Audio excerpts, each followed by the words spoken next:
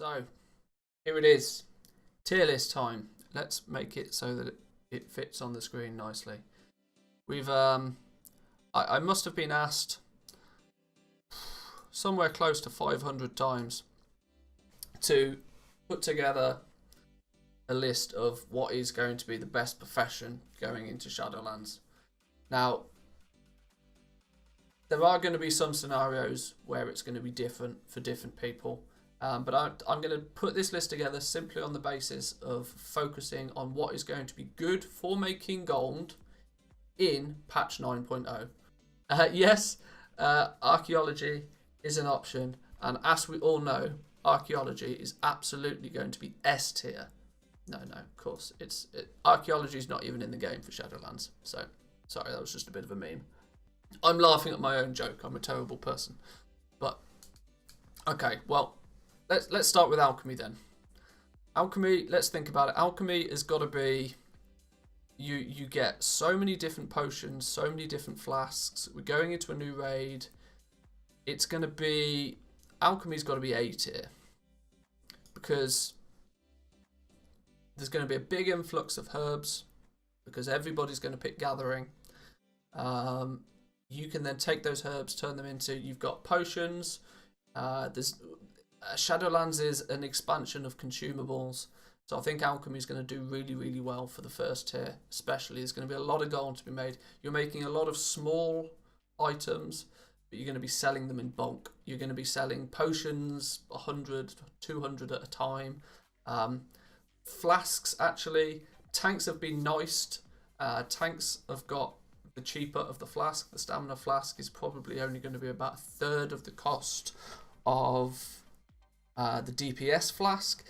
DPS flasks are going to be expensive because they use a lot of, I think they use 3 nightshade each, and nightshade is the anchor weed of Shadowlands. So I reckon alchemy is going to be A. You've got the oils as well. That's a good point. Weapon oils are going to be a thing. They now last a lot longer. I think they last for an hour. As they've in the beta to begin with, they only lasted like 10 minutes, so you're going to just fly through them. They last an hour now, which is good. So you're going to use one every time you go through a mythic plus or something like that. So alchemy's got a fair amount of stuff that you can actually make gold with. I think alchemy is a safe A. I think that's pretty good. Let's look at some, enchanting. I think enchanting, is enchanting going to be A or is it going to be S? I mean, super tier, I think we have to reserve for literally what is going to be the best profession. But I think, let's think what enchanting has. Enchanting has, I mean, obviously it makes a bunch of enchants. The fact that you're able to, you're going to be, in fact, for gold making, it could be super, you know, purely on the back of legendaries.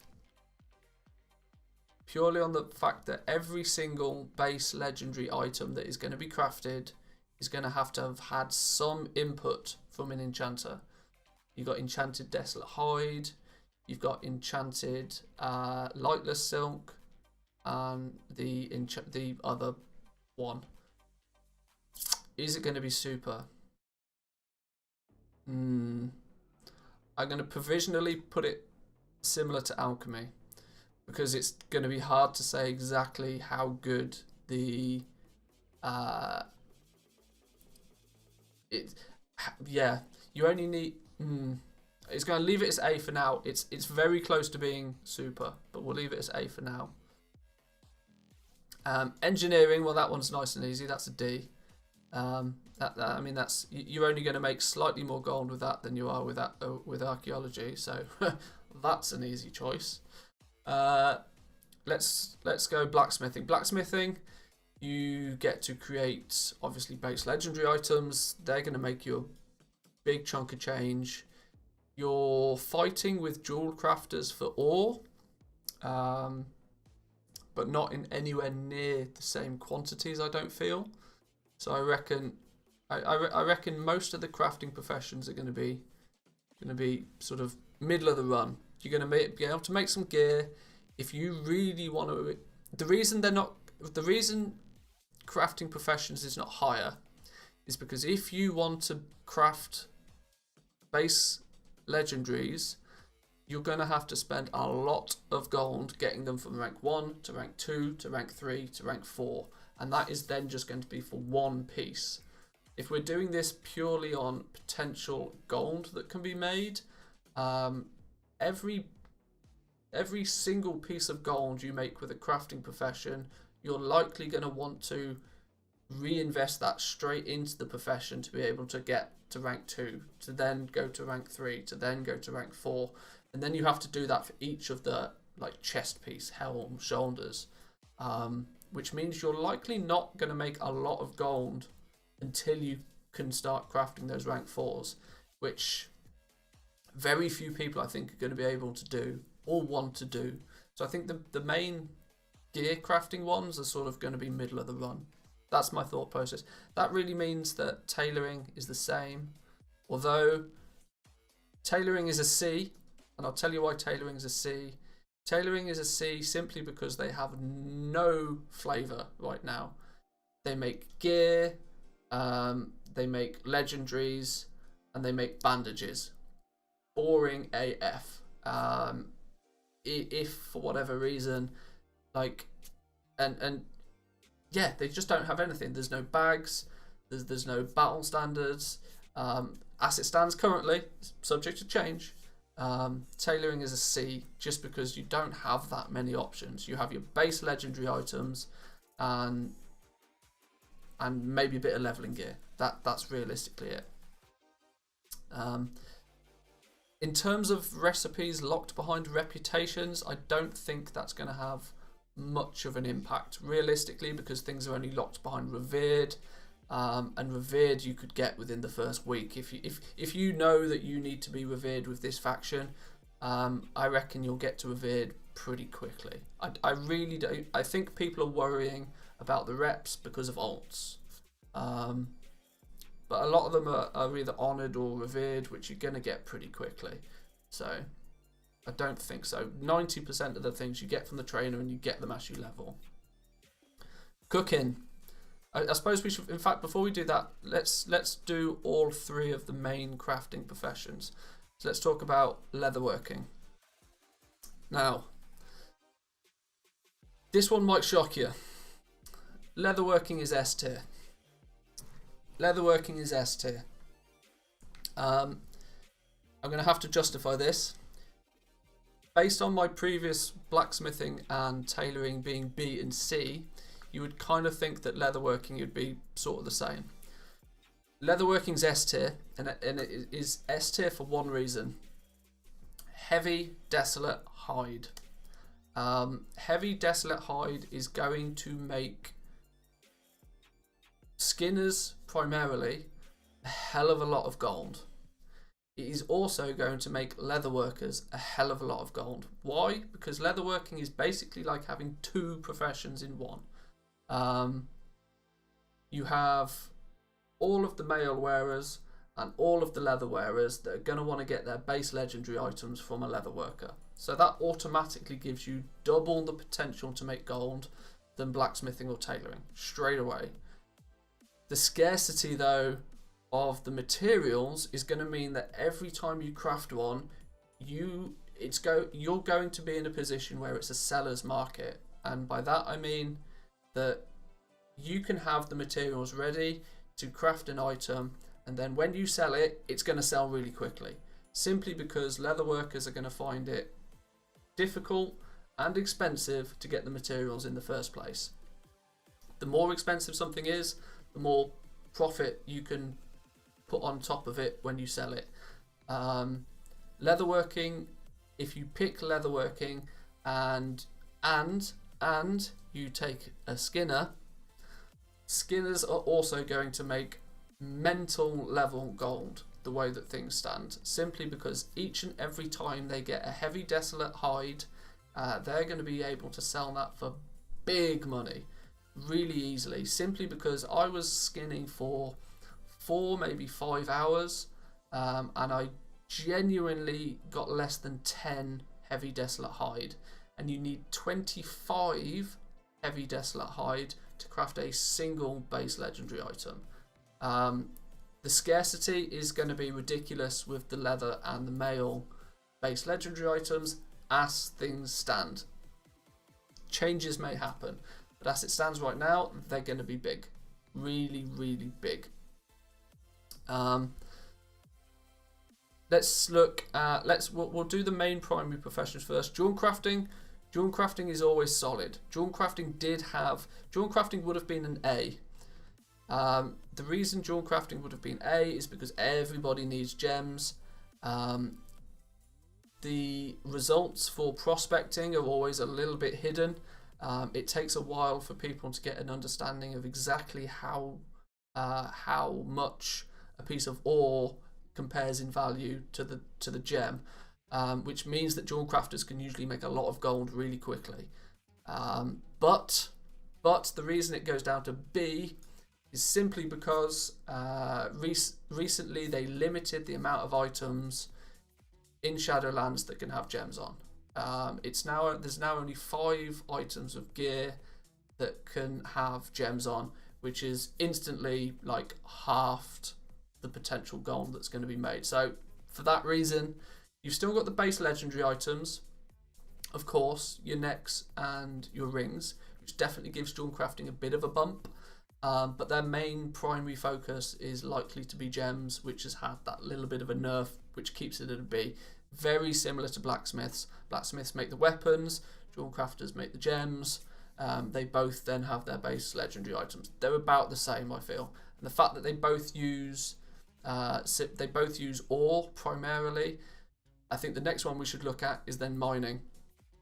Mining, arguably, is got to be A tier. If you want to just spend a bit of time running around picking stuff up without the brain ache of thinking about crafting stuff and selling on the auction house, mining is it's nearly impossible to not make a lot of gold with mining at the beginning of an expansion. Jewel crafters are going to want all of your ore for prospecting. Blacksmiths are going to want all of your ore, especially the fact that the I want to call them shadow ghast ingots require one of each of the zone specific ores to craft, meaning that you're going to need miners from all the different zones to make blacksmithing profitable. So miners is going to be really good.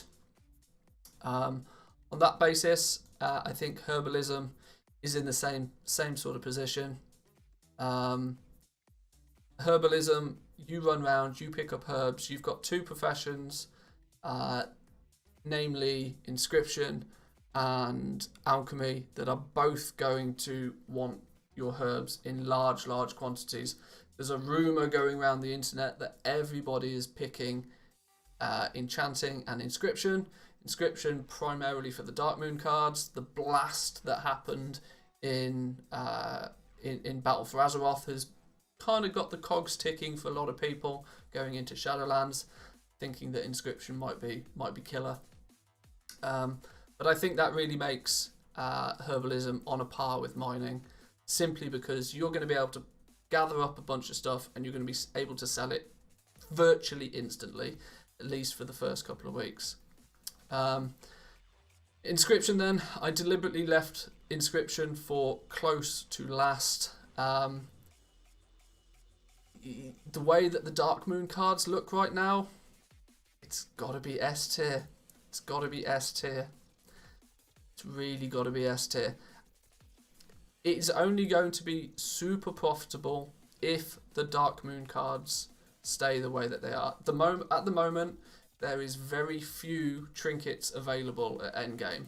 I've looked into the new raid. There doesn't appear to be much available from the new raid in terms of trinkets. So you're going to be limited to dungeon gear primarily, which of course, yes, you can farm it out. But by the looks of things, Dark Moon trinkets are going to be item level 200. There's a real good chance they're going to be BIS for many classes. Getting in there, crafting those, getting them up on the auction house, especially in the first few days, is going to be big. Going to be really, really big. And then we've got cooking and fishing. Cooking and fishing are arguably they're about the same. You can't have one without the other, really. If you're going to really focus on cooking, you're either going to need to have a couple of suppliers for fish, because you need as many fish as you need meats for cooking. But the basic feasts, I reckon, are going to be about 1,500 gold a piece. But the big boy feast is locked behind a revered reputation, I believe. So if you can get big boy feasts up on, they're not called big boy feasts. I'm talking about the 2 levels of feasts. There's an entry level feast and then like a big stat feast. The top level feasts are going to be 3,000 gold roughly a piece is my guess, and about 700 of that is going to be profit, quite comfortably, I would say, because the rare fish, nobody likes fishing, and who in their right mind at the beginning of an expansion is just going to casually sit back and do a lot of fishing? I would say that cooking by itself is A tier. Everybody has access to it. It's not S tier because everybody has access to it. Regardless of what other professions you take, everybody can be a cooker, and if they want to, everybody can make their own food and everybody can make their own feasts. It's just that people are not going to do it.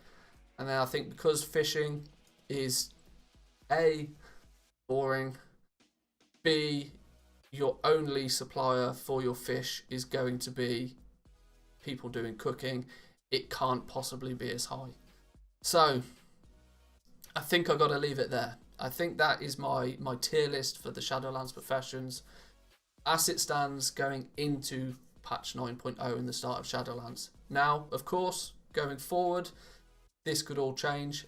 We could see some drastic profession changes, but realistically, that is about what I think are going to be the good professions going into Shadowlands. So then, guys, if you enjoyed that video, click the like button. If you're new around here, subscribe. And I've been Manthius. I'll see you guys next time. Peace.